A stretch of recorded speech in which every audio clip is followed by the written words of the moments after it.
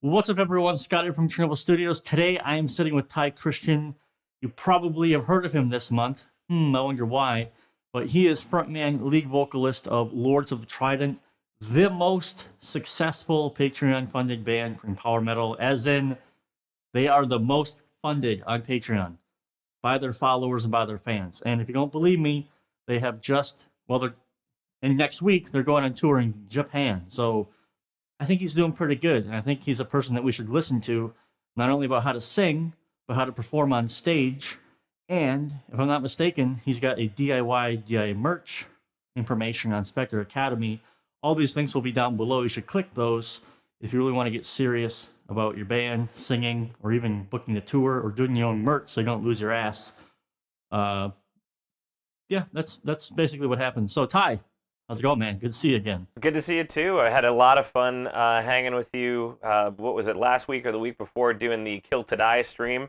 I had a bunch of your students remixing one of my old songs from 2015, and really, it was really fun to hear it in a brand new light. And congratulations to all the people who remixed it. We had just had a blast, right?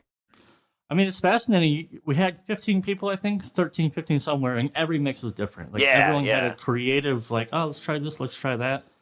And they're all good. There wasn't one where I was like, oh, yeah, let's just skip by that one. No, they were all, like, really good. You could hear the creative differences and things that people were trying.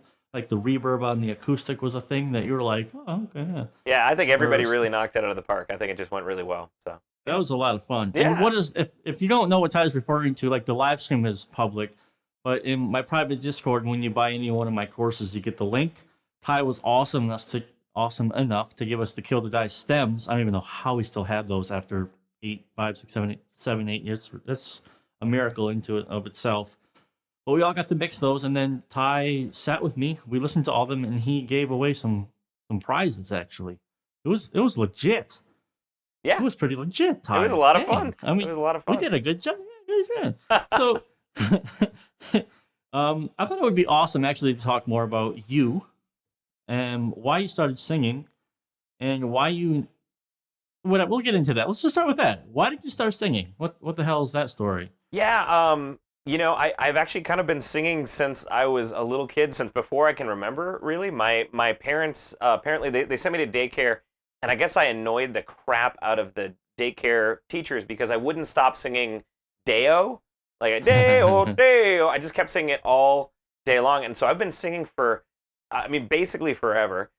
When I was like 8 years old, I started piano lessons, and 10 years old, I started taking vocal lessons with the same woman that I was taking piano with. And then just did a bunch of like, little kid piano and vocal competitions and things like that.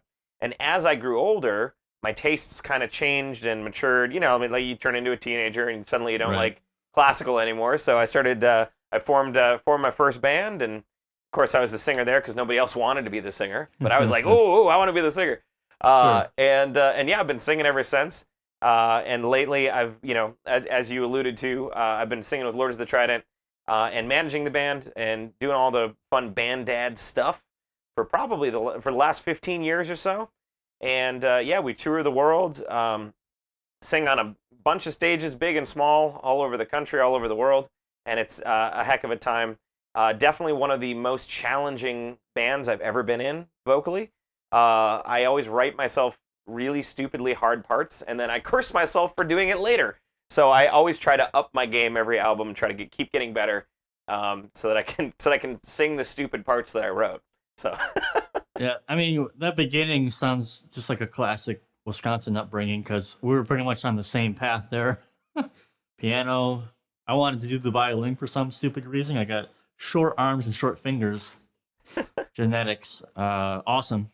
Really good for bench press. Not so good for deadlift. But, but then kind of went off the rails there. It's really funny that you said, yeah, stop liking classical, and I'm sorry, Lords of the Trident is just a power classical metal band, so I think you had a little teenage angst going on there. I mean, it all comes back around in the end, right? I mean, you don't appreciate it then, and then later on, you start to appreciate it again. But yeah, I mean, I don't know. There was just something about at the time, especially, I loved the heavier sound. I loved, the distorted. I was getting into the distorted guitars. I never really got too much into nu metal, but I loved like Soundgarden and the heavier side of Pearl Jam and all those kind of grunge bands. I loved the tone that a lot of them got on their albums. And I was fortunate enough later in life, the person who mixed the album with Kill to Die on it, as well as a bunch of our other albums, was actually the assistant engineer to Butch Vig when he recorded Nirvana's Nevermind. So nice. So I got to hear all these stories about Kurt Cobain and his terrible broken amp and all that sort of stuff. So that is fascinating, man. I mean, that's really cool. It does all come back around. I mean, I love classical music, and it's very interesting thing to listen to. You did say, if I heard you correctly, you started taking vocal lessons with piano when you were a kid. I'm assuming that you stopped. Oh, yeah. Let me ask it like this. How come you? Let me just ask it like this. It's not particularly true, but how come you didn't take vocal lessons when you started doing more of the vocal style that you do now? Yeah, I think I ran into the same problem that a lot of people in the heavier genres run into, and that's mostly just that when I was doing vocal lessons as a kid, I was singing Broadway tunes. I was singing some like mild opera. I was singing basically classical and show tunes, and that's when I got into the heavier styles of music. I didn't have anybody out there vocally who was teaching rock voice, who was teaching metal voice. I mean, that's kind of rare to find. Usually, you find a vocal teacher who's teaching, classical or that sort of a deal. So, it's not that I didn't want to continue to take vocal lessons. It's just that the skills that I was developing, no one was inherently teaching, or so I thought. So, it became difficult to find somebody who wouldn't look at me and go like, metal band? I think you're in the wrong department. You know what I mean? So because that's fascinating. You said I asked you this actually before. You said the Kill to Die was recorded before you had started taking lessons, and it sounded amazing. So, did you just decide to take lessons one day, or did something happen where you're like, oof, I need some lessons? Yeah, so the big thing that happened, it was actually shortly after Kill to Die was recorded.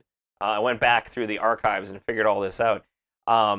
Was that I ended up having a vocal injury, and a pretty serious one at that.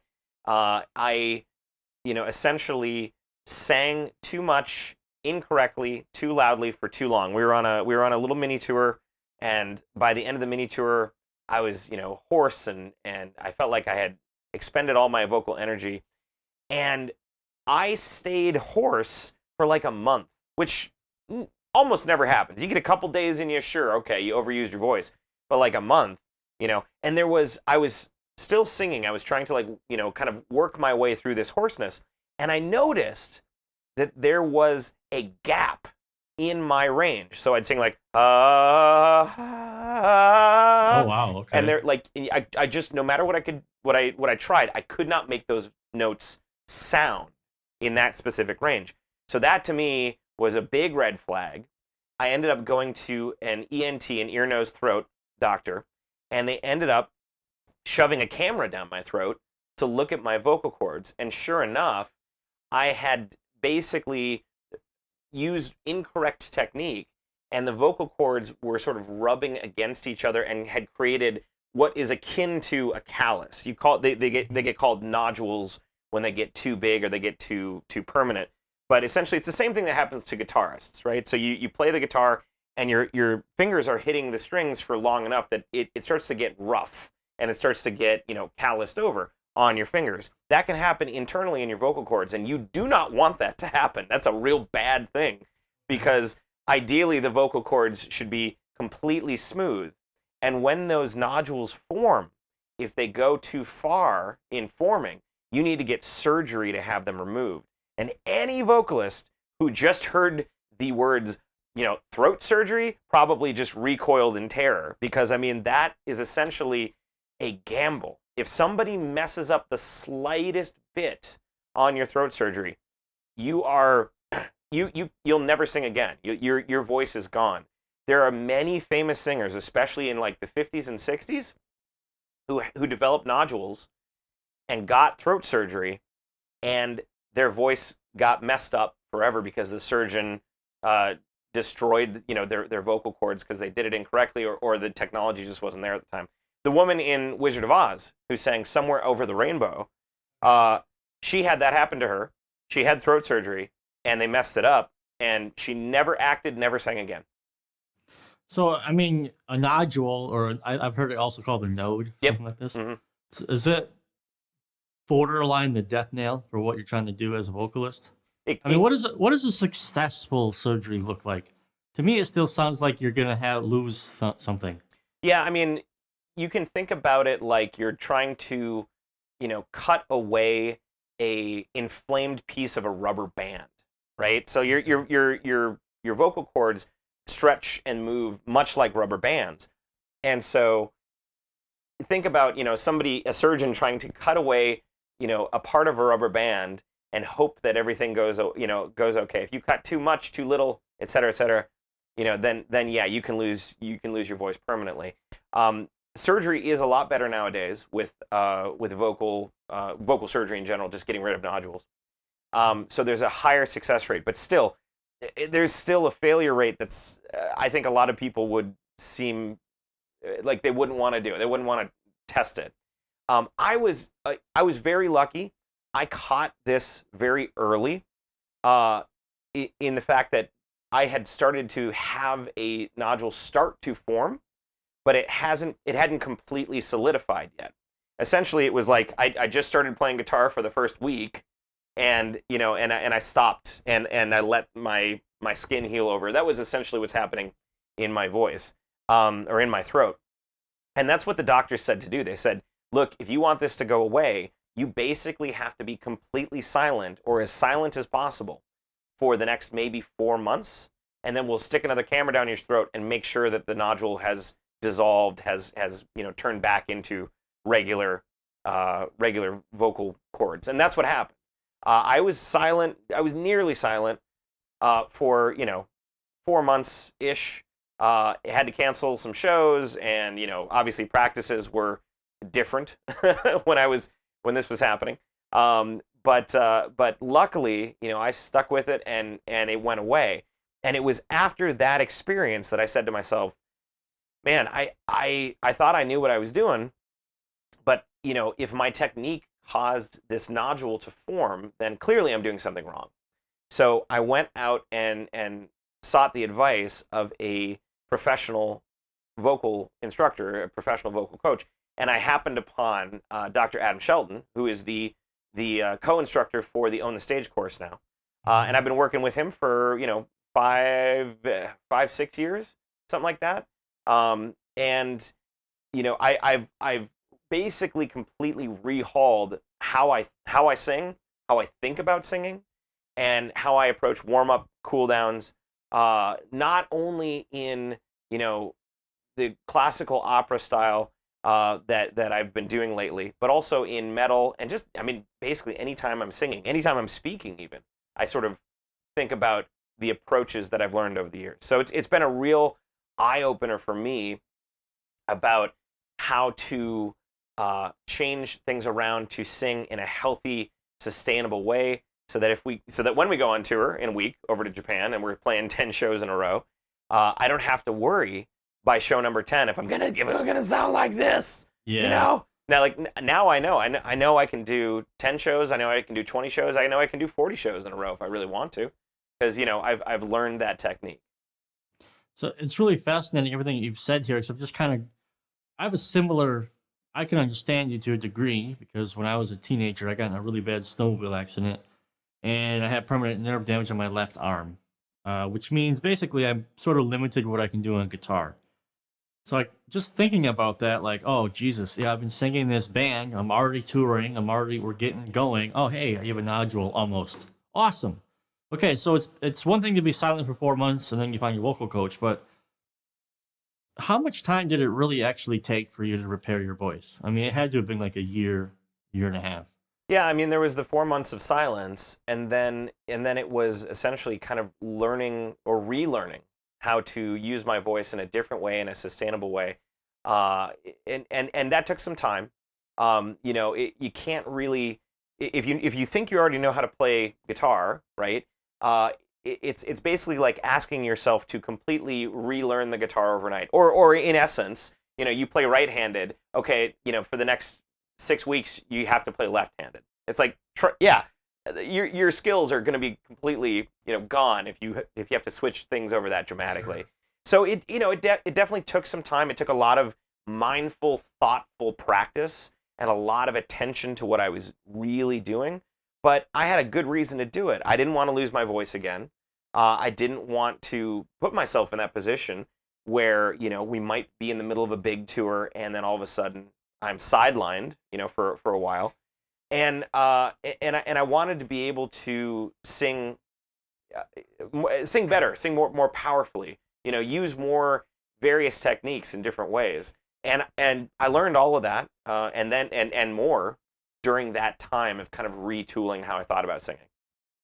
So the interesting thing here is I'm just doing the math quickly. I know we're the same age. I think we're only like maybe less. We're less than a year apart. Yeah. I'm 37. I know you're 38. Yep. So that means this happened when you were 31, 32. Mm-hmm.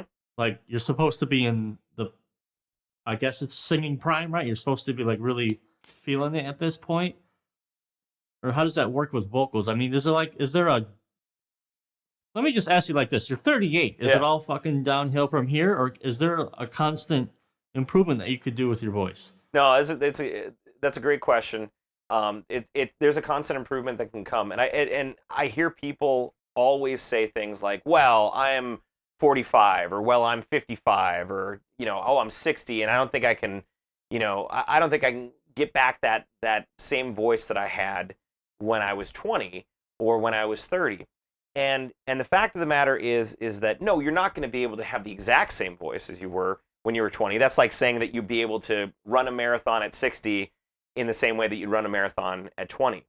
Does that mean running a marathon is impossible? No, of course it doesn't. It just means that you have to take a different approach because of the way that your body is. Have I reached my full potential as a vocalist? No, absolutely not. And I've continued to grow and climb and be a better vocalist, over the past, since I started singing, but especially over the past 5-6 years, when with working with Doc Adam, just the approach and the ease at which I sing now is completely different than it was when I was 20, when I was 30, and yeah, I might at 38, I may not be as limber as I was when I was 28. My voice may sound a little darker, a little bit more resonant, a little deeper than my voice at 28, 21, 18. Sure, but the quality of my voice, it is 10 times, 20 times better than it was back then.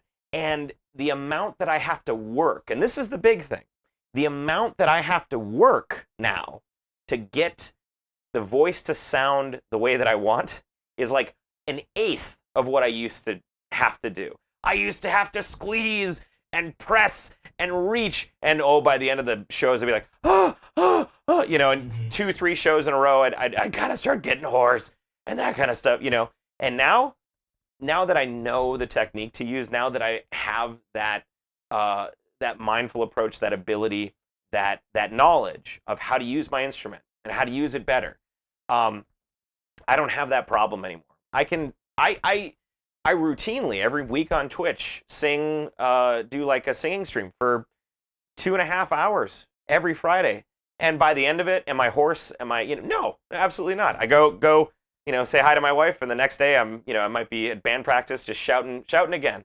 It's really like you can really learn how to use your instrument in a way that 10 years ago, 20 years ago would have put you on the mend for like a couple days afterwards, basically. I mean, it's true because if you go to the main store page for On the Stage, there's the video there, and Ty is doing the part. Oh yeah. If you listen to any power metal, you will know what the part is. And if you don't know what the part is, click the link.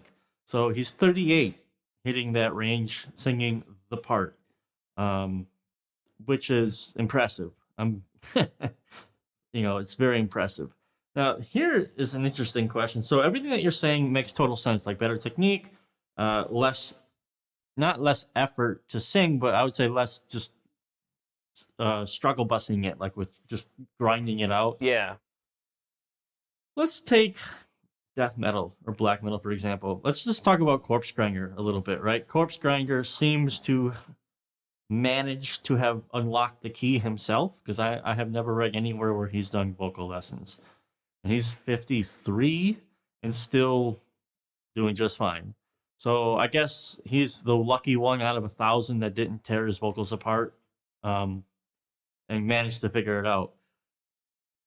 So why should a person still use the same practices and warm-ups that you use if that's the type of music that they want to sing? Yeah, that's a great question, because, as someone who is in the metal community, the power metal community, right, but still the metal community, there's a lot of people who look at vocal instruction and sort of think, oh, well, I'm just doing growls, or, oh, I'm just doing screams, or I need something specific to growls and screams, or that sort of a approach. And that's an understandable approach to take, because if you look at somebody, studying classical, and you're a black metal vocalist, you might look at that and you say, well, there's no overlap. There's zero overlap. But actually, there is a huge amount of overlap in terms of any style of singing and the musculature approach that you take. A lot of what we talk about, a lot of what we teach in the course is basically using your instrument, your voice, as a muscle, as a series of muscles, and toning up those muscles, limbering those muscles, and allowing those muscles to move freely. If you're growling, if you're screaming, right, you still have to use your vocal cords in a healthy, sustainable way. And that's what Corpse Grinder has figured out, right? Now, did he go to an opera instructor to learn how to do that? No. He probably had many, many years of trial and error, probably had many, many years of hoarse nights, sore throats, until he eventually stumbled upon his technique that works for him. And I would bet anything that if you shoved a camera down his throat, the sort of musculature technique that he's using to make those kind of sounds would look almost identical below a certain portion of the throat where you constrict. Right, if you get down to the vocal cords, what he's doing looks almost identical to somebody singing power metal, to somebody singing opera, to somebody singing country, right? The general mechanics of the throat of your instrument remain the same no matter what style you're using. It's akin to, I'm going to bring back the guitar metaphor here. It's akin to somebody learning how to pick on a guitar and saying, well, I can't pick that way because that's the black metal way to pick. That's not the country way to pick. It's like, there is a mechanical movement, and it doesn't matter whether you're playing, 206 BPM tremolos or you're playing like one note at a time. It's the same mechanical movement. And if you do it in a messed up way that's going to jack up your arm, then it doesn't matter what style you're playing, you're going to jack up your arm, right? So it's the same thing with the voice. If you're singing opera incorrectly, if you're singing power metal incorrectly, if you're screaming incorrectly on a mechanical level, you're going to mess up your voice. So the exercises and the instructions that we give in On the Stage are really applicable to just about any style. Now, you may not, as a black metal vocalist, as a screaming vocalist, you may not be immediately comfortable with producing tones to warm up and going like da da da da da da da da da, right?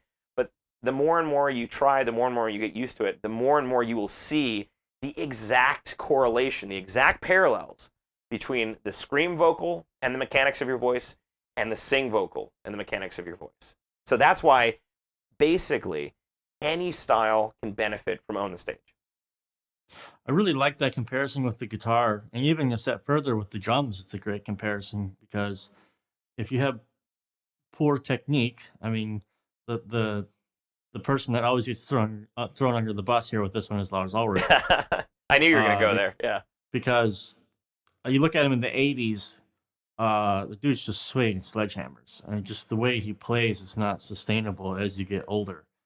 And then you look at George Colias and Nile, fucking 50 years old and just sitting there. So he could use that same technique to play jazz, country, whatever.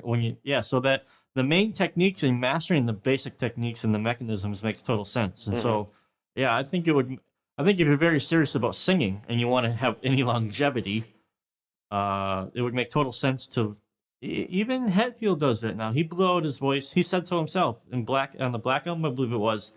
And there are multiple videos of him doing almost verbatim of what you're teaching in the course, like doing the scales. Yep. I don't know the full details. It's always just him plunking on a piano or whatever, but it's the same. Doc Adams sits there with a keyboard and he goes, here's exercise, here's how to do this. And they get more advanced, obviously, but if it's good enough for Hetfield, he's got to be almost 60 now and still sounds pretty decent, playing 300 shows a year. Yeah, exactly. There's got to be something for that. And that's the secret that you can unlock. I mean, once you really understand how to use the mechanics of your voice correctly, and mindfully, whatever style you're playing, you can play 300 shows a year with that because you're using correct, you're using the correct way to perform and to sing, and you don't immediately blow out your voice every single night. So that's what we want. No matter what style you're doing, we want people to just understand the basic mechanics. And then the stuff that you add on top, that's the little flavor stuff. That's the extra, you add in some growls, you add in some screams, but the engine of your car needs to run correctly first. Makes total sense. And the cool thing about the course is it's the singing, that's great. Doc Adams, Doc Adam, clearly an expert in the field. It's very good to give. It's almost like it was great to finally see because Doc is actually also a performance professional in the more operatic world. It was almost nice to finally find through you actually reading more about him, where he was like, oh yeah, screaming, okay, that's cool, or gutturals, oh interesting, okay, so what's going on here? How do we teach that? And actually bringing legitimacy into that world, because it's I think maybe what you were saying, 20 years ago, if you're trying to get into this, good luck, because no one takes it serious, right? Yeah, that was one of the main. Seems to be changing. That was one of the main things that attracted me to him, other than the fact that he had a doctorate in vocal performance. So I knew for a fact that, this guy knows more than me about the voice. But he also didn't recoil from the fact when I said, well, I sing metal, and I want to, I want to understand how to sing better, how to sing stronger, maybe throw in a little bit of growling, maybe throw in a little bit of dirty voice into there. And his reaction to that was not like, oh, that's incorrect. It was like, oh, interesting. Let's explore that, Yeah, and that's really awesome. fun. Yeah, it's a great thing when you find someone who, takes metal, seriously. This is all well and good, right? But let's talk about something that black metal bands are terrible at, which is stage charisma. Who needs stage charisma when you can just stand around in a Finnish forest and look cool? Yeah. Listen, I love black metal. I absolutely love black metal, but I have to be honest, they're pretty damn boring to watch on stage. It's you aren't really doing much. You're just playing a chord. You could move. So I used to think that for stage charisma, you either were charismatic or you were not. Because even when you're in school, the class clown or the guy who's willing to take it on the chin and laugh about it. And then the other kid who's the lights are too bright, so he puts the hoodie over his head, are you just lucky to be charismatic and enjoy the lights? Or was this something you needed to really okay, I've decided to be a vocalist, and I guess this means that Shit, I better be interesting. No, I was not born charismatic or a born performer. I don't think anybody is really. I mean, there are some people that they have an environment that nurtures that, sure. But I had two situations in which I was lucky. The first was that when I was back taking those piano lessons, when I was doing those piano competitions that we talked about earlier in the vocal competitions, the first one that I ever did was I must have been 9, 10 years old maybe, and I walk into an empty auditorium, like a 200-seat auditorium, completely empty, completely silent, giant stage, big piano, and in the front row are 3 identical 5-foot German ladies, like 80 years old, with clipboards, and they watch your every move. I was the most scared I have ever been in my entire life, and I made it through that performance. I probably didn't do very good. I think, if I remember correctly, I got 3rd place that year. So I didn't take home the gold. But what I did take home was the fact that nothing in my life was as scary as those 3 tiny German women. So, like, no matter what stage I get up on, no matter, how freaked out I am, I can just remember, the German women are not there, the 3 identical German women. So it'll be fine, right? And okay, that might sound like a cool story for me, but a lot of people are probably wondering, well, what about me? Like, what if I can't find 3 identical, small, 80-year-old German women to play piano in front of? Which is a valid concern, because it's tough to find those things. Not everyone lives in Wisconsin, Ty. Exactly. Because I had the same experience. So, the biggest thing about charisma on stage, and we talk about this pretty extensively in the course, right? A lot of what's holding people back from being charismatic on stage is essentially that stage fright, is getting out there and having that voice in your head saying, well, what if I mess up, and what if this happens, and what if that happens? And the biggest answer to that, and we go through a lot of this again in the course, the biggest answer to becoming charismatic on stage and to becoming the front person who can walk out and basically, like we say in the course, own the stage, is, at first at least, to plan out 100% of what you're doing. You basically fake your own charisma. And if you plan out everything that you do on stage and you rehearse that planned out, set, the movements you're going to do, the banter you're going to say, the way that you're going to move and act and look. And if you rehearse that and you have that memorized, you walk out on the stage, it doesn't matter if you are trembling in fear internally. It doesn't matter how many people there are in front of you. You will perform what you rehearsed. And to the people who are watching you, it'll look like you know exactly what you're doing. It'll look like you just put on a +20 ring of charisma and you're like, oh, there's that guy. You were talking about lots of good stuff. Let me just ask you this, okay? Talking about stage charisma, how to plan things out. What happens if just the crowd is like, nope, There have been a lot of shows that we were not the main attraction. We were the openers that nobody wanted to see and nobody was interested in. Nobody bought a ticket for us. And there have also been shows where we played to small crowds, or we played to maybe hostile crowds, or we played in places that people wouldn't expect, or weird multiple genre night where we're playing like all crabcore night, and then Lords of the Trident. This happened in Ohio, where it was all like core bands that were doing the crabcore thing on stage, and then Lords of the Trident. So you may run into situations like I guarantee you will run into situations like that. And you know what the funny thing is that because we rehearsed out our set, because we went out and we played to the audience as if they liked us, as if they wanted to see us, we actually made a bunch of really, really, really big super fans out of those shows. Well, we opened for Steel Panther once, and nobody was there to see Lords of the Trident. Everybody was there to see Steel Panther. Everybody's looking at their watch. By the end of the performance, people were going crazy. They were singing along. We made so many new fans that night. And it really is just about that perspective. Do you go out and say, oh my God, they hate us and they're not going to like us? Or do you go out and say, you know what? I'm going to change some minds tonight. I'm going to melt some faces. I'm going to destroy this place. I'm going to make the headliner wish they were us. That's what I'm going to do.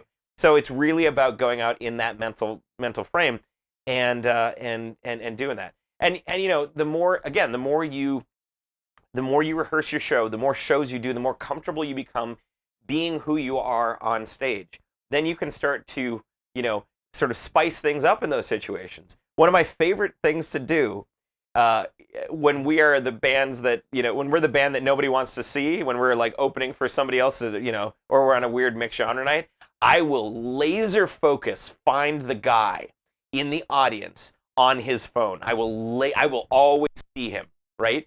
And then during the solos, I will jump off of the stage and I will grab his hand and tango with him during the solos. And I swear to God, once people see that, no one's on their phones. Yeah. Everybody is paying attention to Lords of the Trident for the rest of the performance, or else they know what they're going to get. They're going to get a tango with this guy. Yeah, they might like it. They might like it. You know, I'm a pretty good dancer. I mean, you can taekwondo, so can you taekwondo dance? I can. All right, that was horrible. I mean, that's it. That's my dad joke for the evening. We're done. Man, it's really interesting to talk about with you, actually, because this is the real world. I mean, this is really what being a professional, successful vocalist looks like. You know, a lot of people want to give Glenn crap, like, oh, you haven't mixed a best-selling album ever. Ugh. But he's only just done it for 20 years. Like, I mix every day. I'm booked to mid-January as it is right now. Am I one of those bands going to be the next great big thing? I don't know. But I'm doing it, and if you ask me what it's like day to day, I can tell you. So I think someone who's wants to be very serious about their vocal health, okay, like singing when sick, how to know how to take care of their voice, how to, you know, do multiple shows in a row, it would make sense to talk to the person doing it who has a strong voice, who, you know, doesn't have a shredded voice, doesn't have any vocal injuries, or it came back from a vocal injury. I think that makes the most sense to talk to you. And also who actually is in a touring band that makes money. I mean, I should say that it self-sustains itself because you've always got merch going, you've always got tours happening, you're always playing shows. That's pretty much what being in a band is. As far as I mean, maybe the definition has changed. I am 37, I am getting up there in age, but that's what I always thought it was, being self-sustainable, right? So I mean, I feel pretty lucky because Lords of the Trident, you know, we knock on wood, we haven't had a tour in the last 5-6 years that has come back in the hole. You know, other than maybe the crazy ones where like, oh, we're gonna go over to Europe for like 10 days and 6 of our shows fall through. But I mean, like the ones that we've planned out and the ones that we've gotten, you know, every around the U.S. I mean, yeah, we come back in the black. We got the most successful Patreon for a power metal band happening right now. And yeah, I feel super lucky. I feel super supported by our fans and by the people who, you know, who follow us and help us out. So yeah, I would say that I would venture to say we're a success. You know, it's like a very funny argument, I guess we could say. You know, people want to make fun of the top 1%. When you realize you only have to make about $90,000 a year to be in the 1%. It's like, okay. It's hard to get up there, but you only 1% of bands, I think, are fiscally able to be such, right? So I think there are lots and lots of bands who want to do the same thing, but only 1% do that. Well, what does it take to be in the 1%? Have a tour that you don't lose money on. Yep. And I mean, I will say too, if you want to find out, if you're in a band and you say, you know, I want to figure out how to run a tour that's financially successful and make sure that all of my tours are financially successful. If you want to be able to create your own merchandise, if you want to be able to, you know, get on the road and keep most of your money versus most of the bands that don't. I've also got the DIY band course, which is on Spectre Digital, or Spectre Academy, I should say. And I mean, we go through everything from printing your own T-shirts to routing your own tours to even making your own Rode cases from scratch. I'll show you how to make those, you know, the big giant Gator cases or whatever you got. I'll show you how to make those from scratch for a fraction of the cost.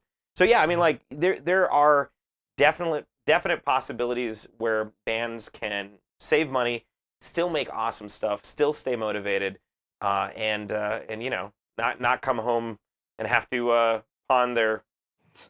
But I mean, it starts with having a good voice. I mean, if you want to be the leader of a band, you kind of have to have the voice. I mean, your voice, whatever that is.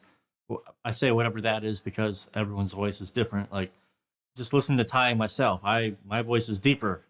There's no way I'm hitting the range that Ty can hit.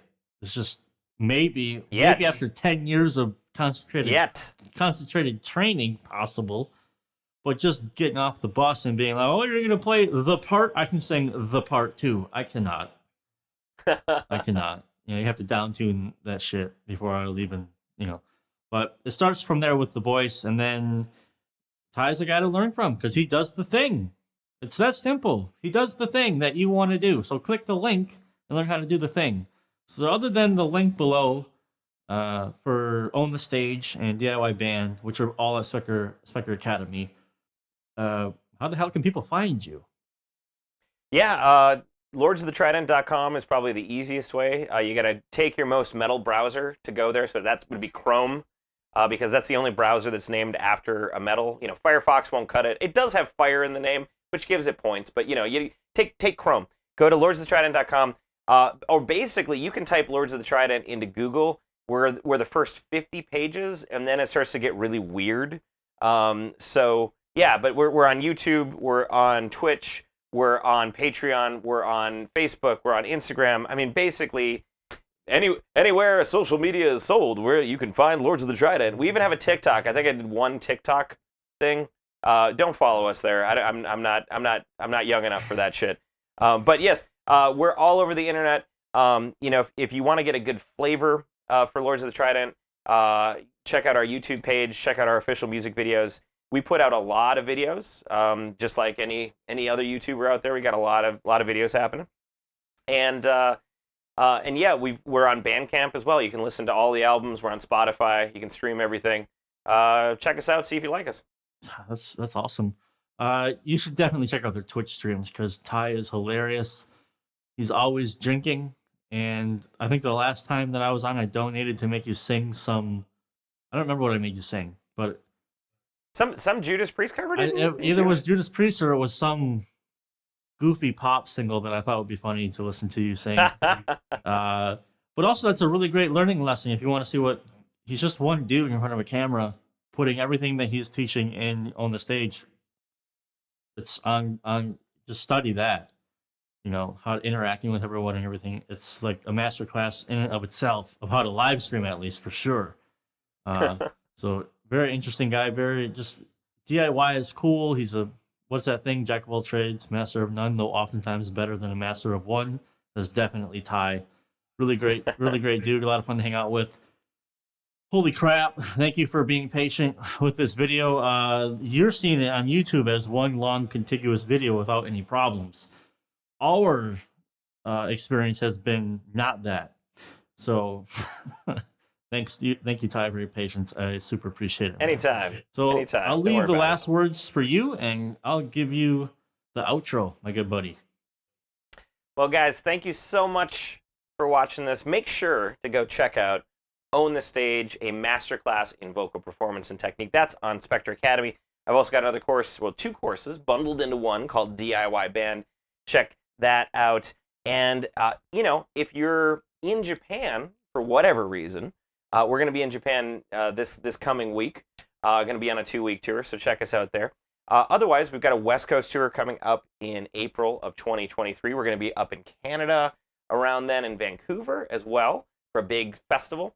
And the one thing that I didn't get a chance to talk about, but I want to make everybody aware of, is that we run our own festival called Mad with Power Fest. We take arcade games, pinball games, and we toss them into a venue that is a 2,500 capacity venue. So all of the available wall and floor space is all arcade games, pinball games on free play. And then we get heavy metal, power metal, thrash metal, traditional heavy metal bands from all over the country, all over the world, fly in and play this big 2-day festival. That happens the third weekend of August every year in Madison, Wisconsin. So if you're anywhere near, or if you want to get a plane ticket and come on out and say hi and give me a high five, please come on down. You can check that out at madwithpowerfest.com. There's also links on our website, lordsofthetrident.com.